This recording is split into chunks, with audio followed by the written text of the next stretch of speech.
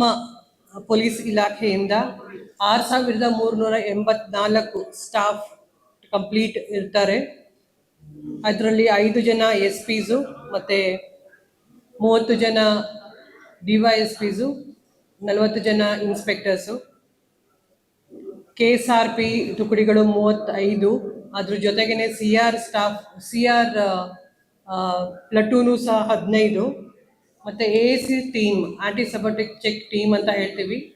ಪ್ರತಿಯೊಂದು important places ಅಲ್ಲಿ ನಾವು ಸಿಟಿ ಲಿಮಿಟ್ಸ್ ಅಲ್ಲಿ ಅದನ್ನ ಏಸ್ ಚೆಕ್ ಈಗ ಮಾಡ್ತಾನೆ ಇದೀವಿ, ಮತ್ತೆ ಡ್ಯೂರಿಂಗ್ ದಸರಾನು ಅದು ಇರುತ್ತೆ. ಸೇಮ್ ಟೈಮ್ ಒಂದು RAF ಬಂದಿದೆ, ರ್ಯಾಪಿಡ್ ಆಕ್ಷನ್ ಫೋರ್ಸ್, ಅದು ಉದ್ಘಾಟನೆ ಸಮಯದಲ್ಲಿ ಇರುತ್ತೆ.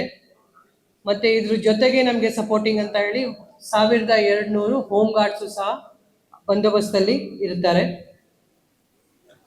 ಇಂಪಾರ್ಟೆಂಟ್ ಆಗಿ ಜಾಸ್ತಿ ಕ್ರೌಡ್ ಇರುತ್ತೆ, ಜನಸಂದಣಿ ಇರುತ್ತೆ. ಅದ್ರ ಸಲುವಾಗಿ ನಾವು ಆಂಬ್ಯುಲೆನ್ಸ್ ಮತ್ತು ಫೈರ್ ಫೋರ್ಸ್ ಡಿಪಾರ್ಟ್ಮೆಂಟ್ ಇಂದ ವೆಹಿಕಲ್ಸ್ ಅನ್ನ ನಾವು ಈ ಸಲ ಹೆಚ್ಚಿಗೆ ನಿಯೋಜನೆ ಮಾಡಿದೀವಿ.